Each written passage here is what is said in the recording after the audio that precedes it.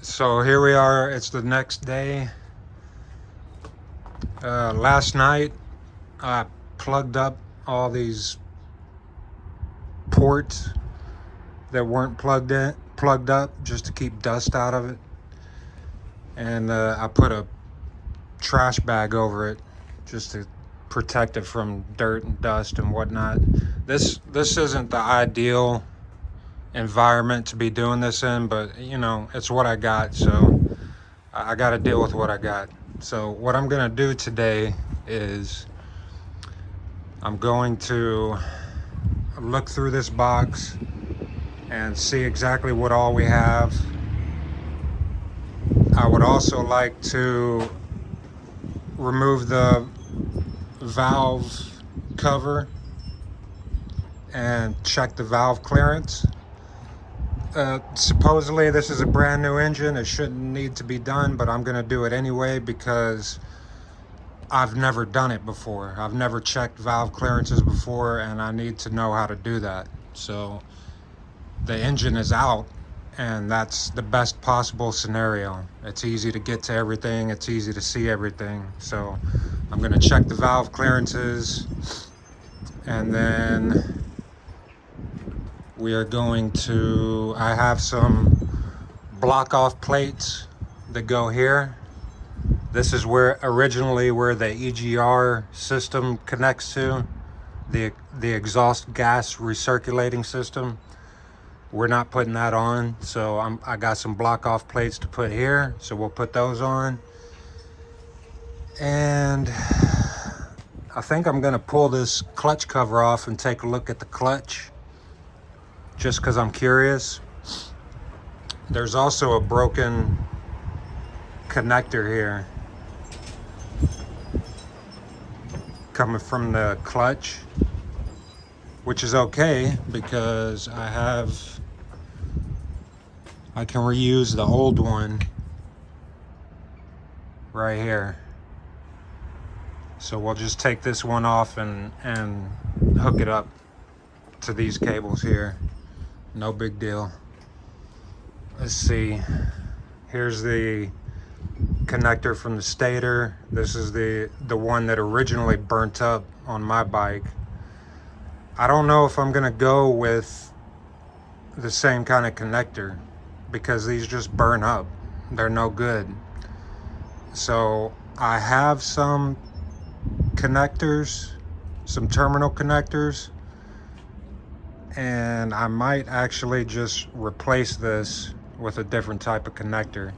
Now, the only downside to that is if I ever have to replace the stator, I'm gonna have to, you know, put the connector on this. So it's not gonna be plug and play. I'm gonna have to replace the connector every time I replace the stator, which, you know, I mean, you probably don't have to do that very often, but it's just something to think about. But other than that, I mean, look at this engine, man. Look at this. It's beautiful. I'm so happy. I can't believe that I scored this thing, man.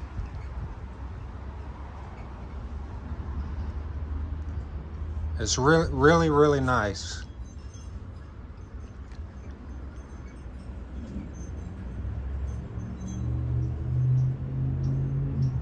See how clean it is in there? Everything's nice and clean. There's the rolling chassis. So before we actually put the engine in, I'm going to clean up this frame. I also want to remove the swing arm and clean the bearings, clean and re-grease the bearings. Also the rear shock, I'm going to pull that off and check it and clean it up and clean all the bearings on that linkage that's down there. This bike also, when I bought it, it was lowered.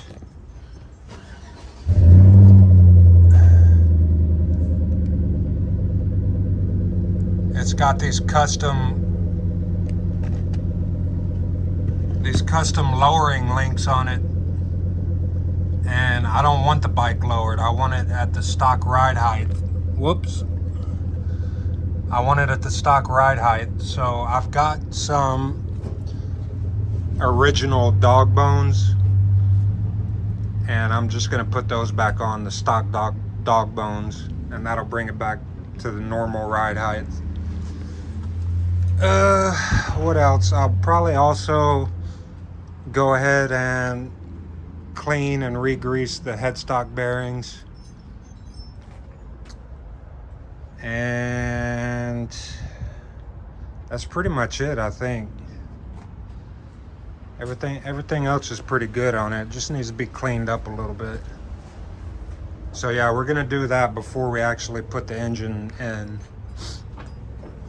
So we'll do all that, and then we'll install the engine, we'll put the bike back together, and we will be ready for riding season. Even though I live in Houston, and we pretty much have riding season all year long, the weather's getting nicer now, so I mean, I see everybody out on bikes right now, so it's really kind of killing me every time I see a rider out there. So we need to get this done as soon as possible. So yeah, let me get in this box and set everything out, and we'll see what we got. All right, so here's what we got. We've got the throttle bodies, and it came with the fuel line that comes from the gas tank. They also have the injectors. They have the throttle cables. There's also this cable, which is broken. This is for your high idle for the cold start. Basically, there's a lever. There's a lever right here that you activate when the bike is cold, and it basically just raises the idle when you start it.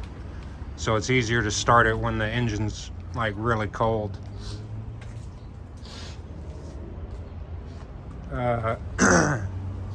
This cable's broken, but that's okay because mine is okay. So we'll just reuse that one. Not a big deal. We got all 4 ignition coils. We got, I believe this is a dampener for the vacuum system. I forget exactly what this is. Here's your ground cable that comes from the negative terminal on the battery. Jeez, it's windy out here today. That cable attaches right here, I believe. And then this is for your starter. This comes from the ignition relay, which is right here. It comes from your ignition relay and it connects to the starter. We've got some boots for the throttle bodies. We got a bracket. I forget what this bracket, let's see. Jeez, I'm about to get blown away here.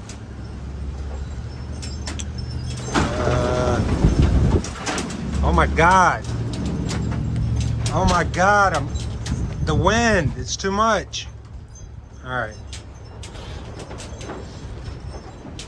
I don't know, I forgot where this bracket goes, but we'll figure it out.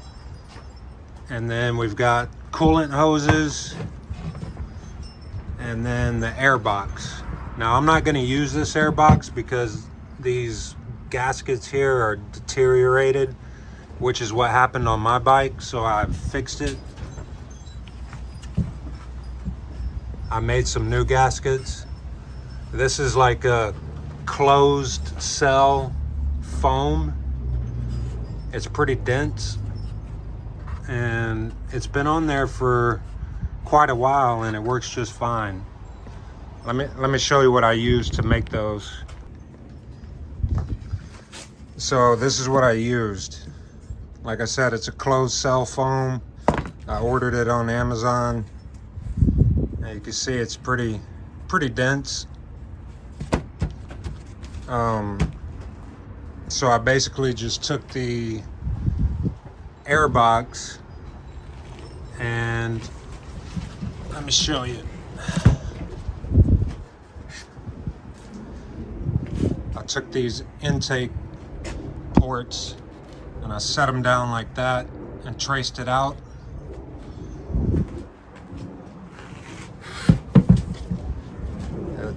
Traced out the shape, and then I cut these out and then shaped them with the, I believe I used a die grinder or a Dremel or something, but I shaped it so that it would fit, and it's been like that ever since. It works just fine, so I'll just reuse the same air box.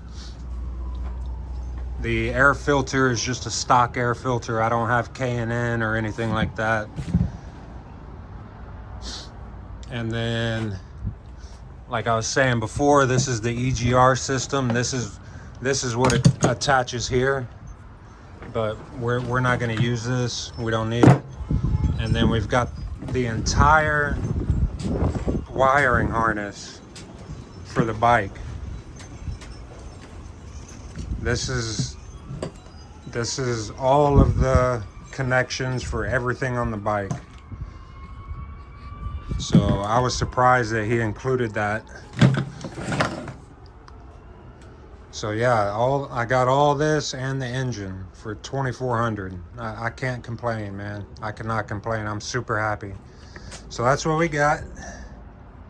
So I'm gonna, just because I'm curious, I'm gonna pull this valve cover and we're gonna take a look inside and see what it looks like.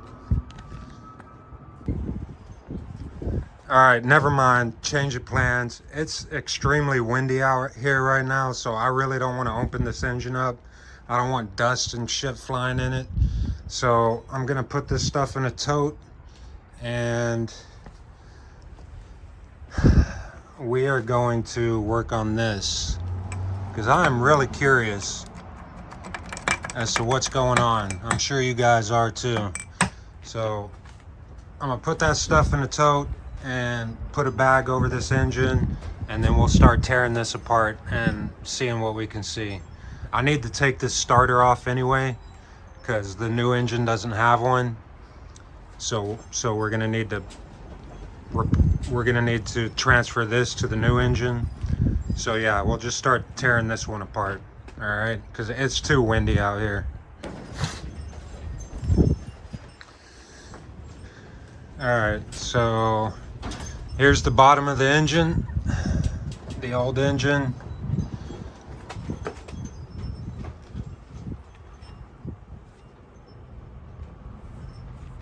There's your shift drum.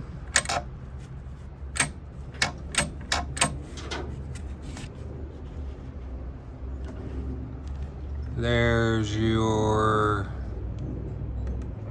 gears back there.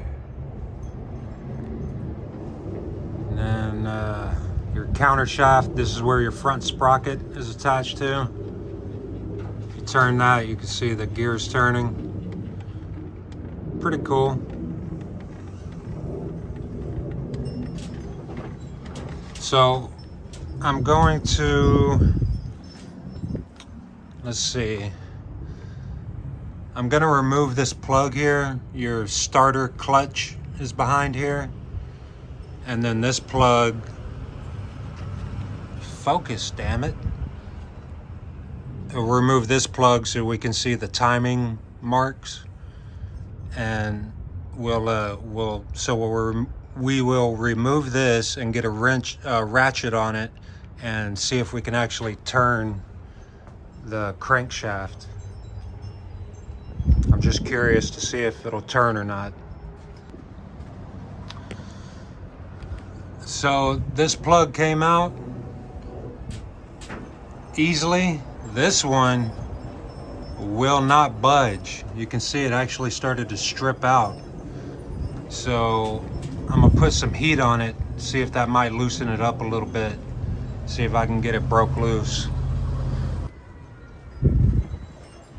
Yeah. Do I need to say anything? I know I can just take the whole cover off, but that thing is welded in there. So I guess I'm gonna remove the cover. Okay, in case you don't know, to get this cover off, you need to obviously take all these bolts off, and then you need to remove this gear. And there's two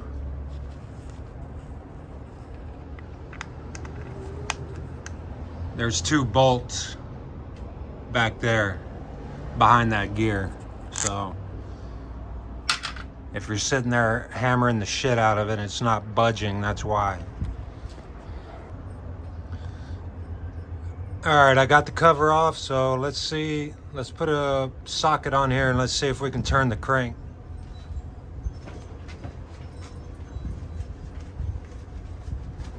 I'm just curious. The engine's trash anyway, so let's see. And I believe you always want to turn it clockwise. So let's see. Ah, it turned.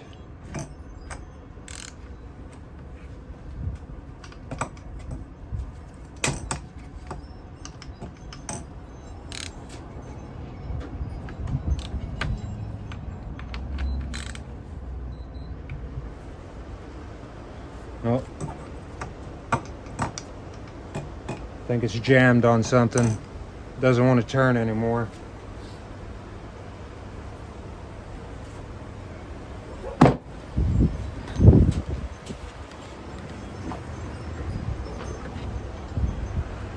So let's go ahead and look at this number 3. So this connecting rod on number 3 looks fine too.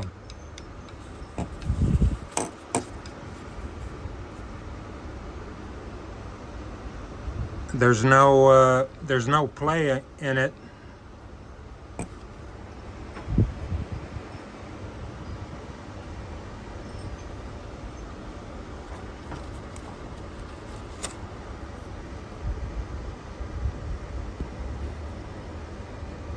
That's the number 2. That's the one that failed. And then obviously number 4 was damn near about to fail.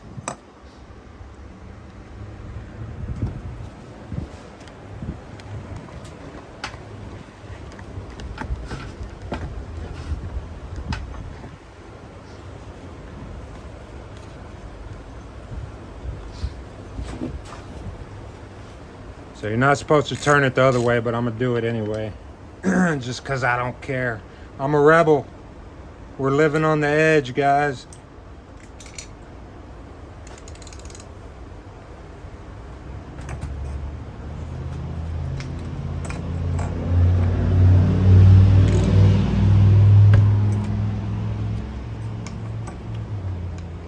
There we go. Now we can see number 4 a lot better.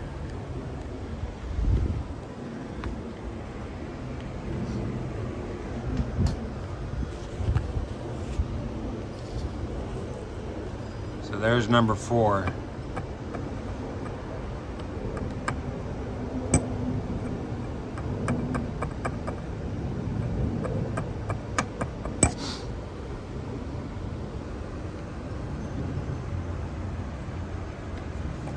There's number 1.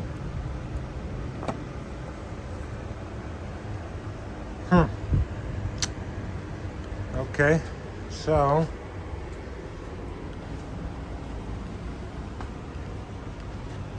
I'm gonna go ahead and pull this clutch cover off.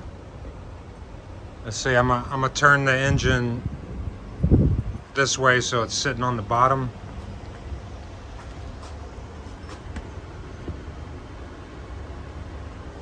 And then I'm gonna pull the clutch cover off. We'll take a look at that. Okay, so there's the clutch cover.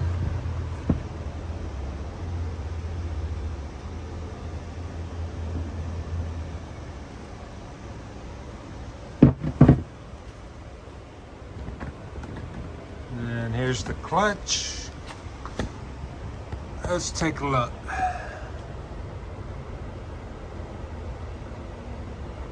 Now those bolts, they look kind of janky, don't they? I mean, you would think if this thing is bathed in oil, those wouldn't rust like that.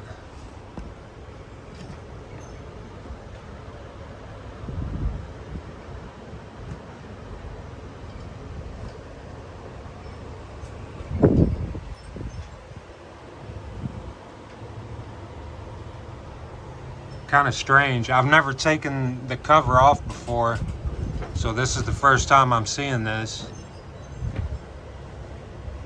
That's just kind of strange that they look like that, right?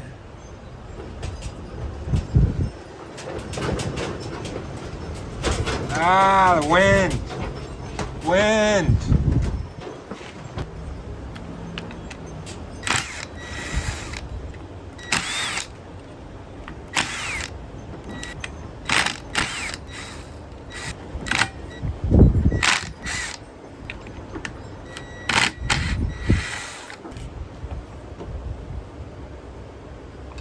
Let's see what we got.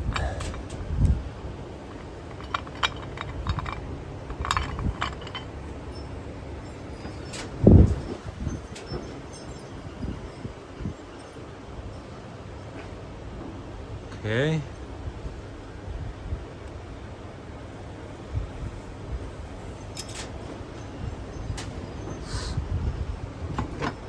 Oh, there's the bearing.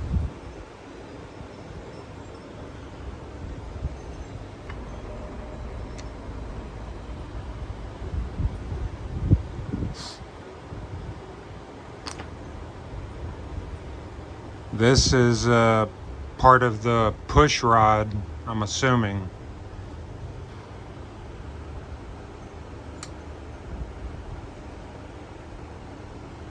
They don't look too bad. Oh.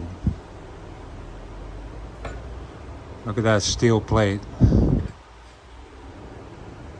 See that bluing? That bluing is from heat.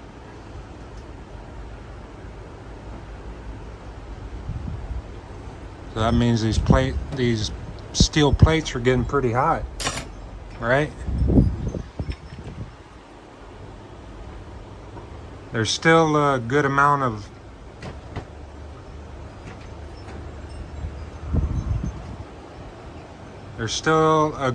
friction material on these friction plates.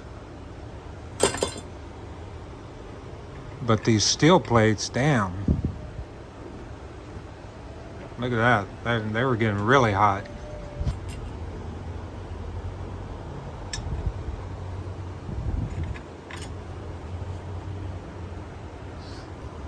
Yeah, the friction plates look pretty good. These steel ones just look really like they got heat soaked. I can't tell if they're warped or not. They don't look warped, but you can't really tell unless you put them on a flat, perfectly flat surface, like a piece of glass or something.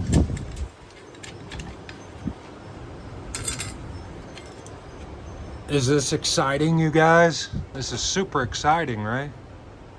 What an awesome video.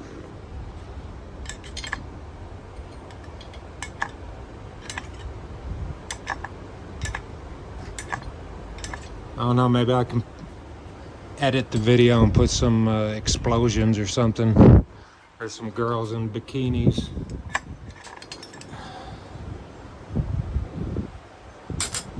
That's the last. Oh no, there's one more. And then here's your spring. You can see how it's concave on one side. The concave side faces out. Bam! Should have done this to begin with, right? Use your brain.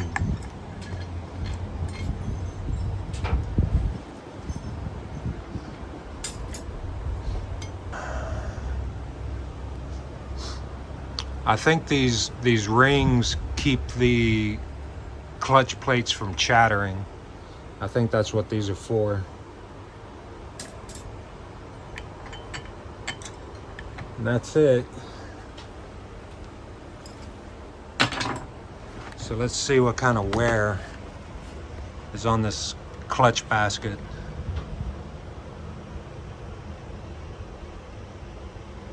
So you can see those grooves, those dark colored grooves. There's a little bit of wear, but they haven't actually like dug into the material. So not too much wear, really.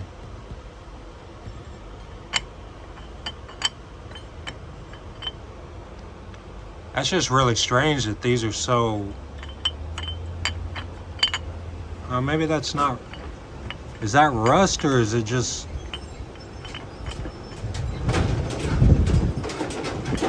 I don't know what that is. That's not good though. That shouldn't be in there. Maybe it's material from the friction plates. You know, maybe some of that material was rubbing off.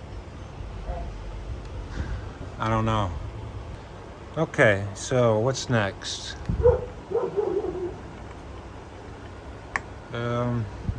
Oh, we're gonna remove the starter because I need to use this on the new engine.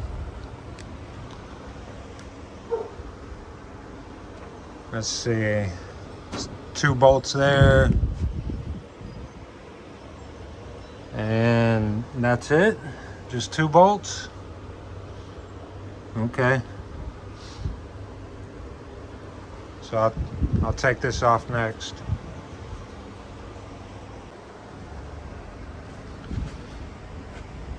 Alright, so I don't know how long this video is getting, but it's starting to get real windy out here. It looks like it's going to rain, so I need to kind of wrap this up. But before we go, I showed you earlier this connector here is broken on the new engine. So the one on the old engine is good, so I'm going to show you how to switch this one over. So I made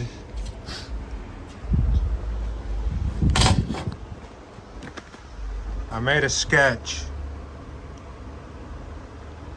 of this terminal, and this sketch is drawn like this, looking at the terminal from the back,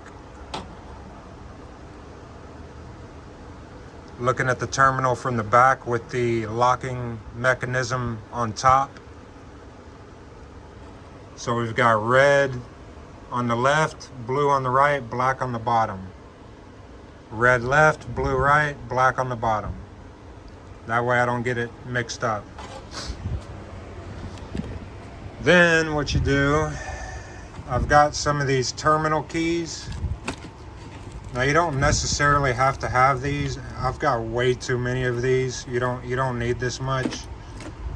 But you can use like a paper clip or something thin, you know, something thin to stick into the terminal to release the connectors, to release the wire. So I'm gonna show you how to do that right now. Let me get you set up.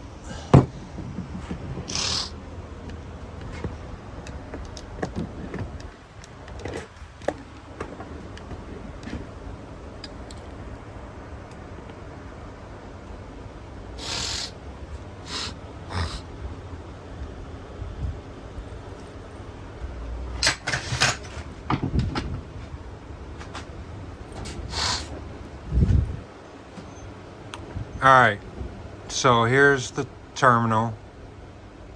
Now, let me see if I can get you in here.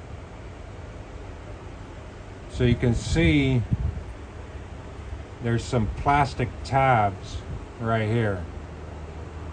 Right? So what you need to do is you need to lift those tabs up so the wire can come out. So we'll stick this tool in here.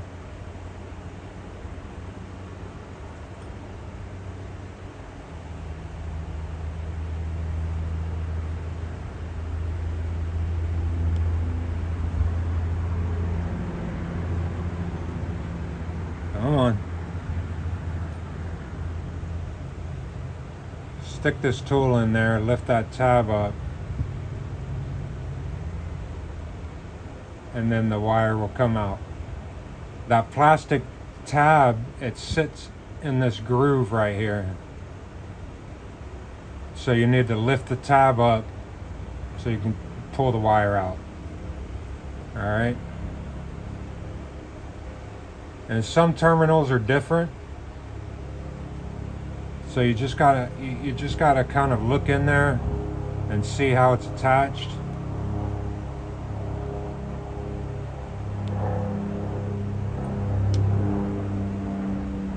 Because some of the terminals, the latch is actually on the metal part here, and then some of them are actually built into the connector. See that? See those tabs right there? That's what you're lifting up.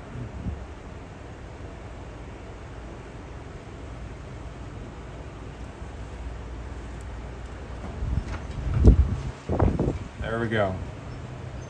So now we can clean this up and we can transfer it over to the new engine.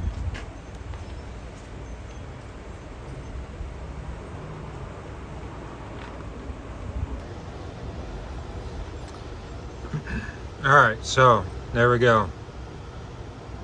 I cleaned it up. I just sprayed it with some WD-40, hit it with the toothbrush, and blew it out with some compressed air. And now we got a nice clean terminal connector. I did the same thing with these wires, WD-40, toothbrush, and blew them off with some compressed air. So all you got to do is just push these in and they'll lock in automatically. So we're going to look from the back like how we had our diagram. And our diagram is red, blue, black. Red left, blue right, black bottom. So take the red, and you want to make sure you stick it in the right way. That's what she said. You want that gap right there to face up so that plastic tab can lock it in. So red on the left, so we'll just stick it in, push it in till you hear it click, and there we go. Red on the blue on the right. There we go. Black on the bottom. And that's it. That's all there is to it. So yeah, these terminal keys, they come in handy. They really do, because some terminals are a real pain in the ass to disengage, and these specialty tools really help with that. You can usually get by, like I said, with a paper clip or some kind of other instrument that you can fabricate, but these are real cheap. You can get them on Amazon. You can get a whole set of these things on Amazon. So I use them quite often when I'm doing electrical work.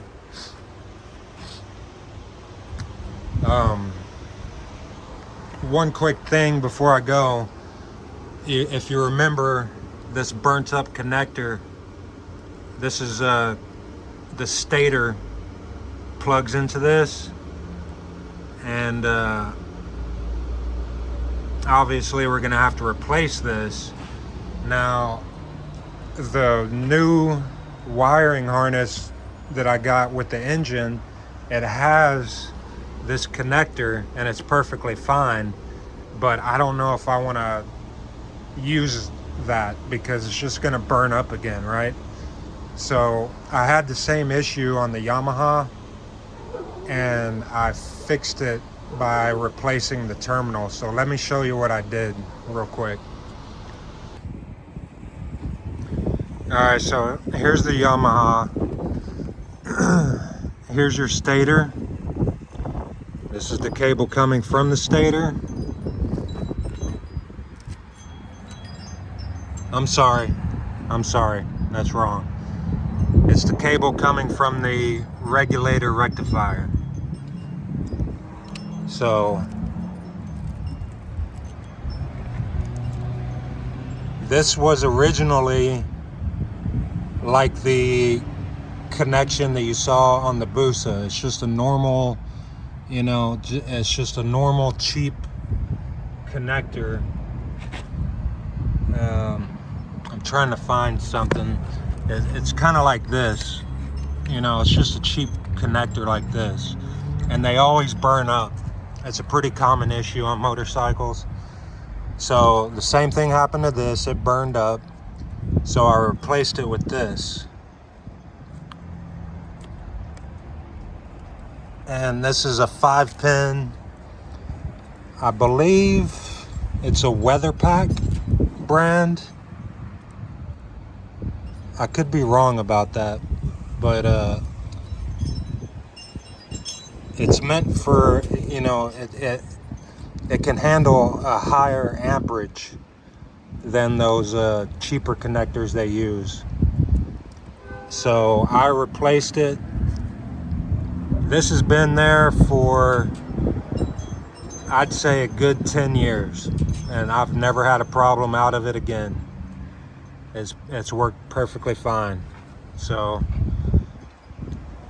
this is probably what I'm gonna do on the Busa as well, just to, you know, fix it for good, and that way I won't have an issue out of it ever again, because that's dangerous. If this thing starts melting, I mean, it's you can see it's right underneath the fuel tank, so it's just it's not ideal. So I don't know if I'm gonna use a connector like this or not, but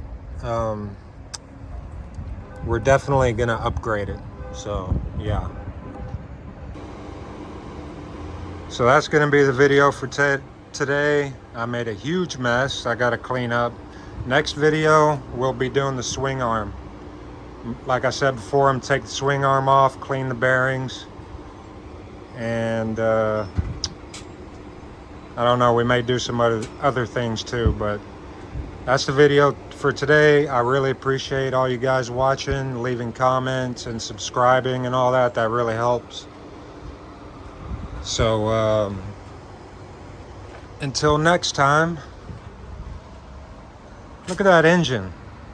Look at that. Look how beautiful that is. I'm so grateful. I'm really, really grateful. So yeah, until next time, thanks for watching, and catch y'all later. Peace.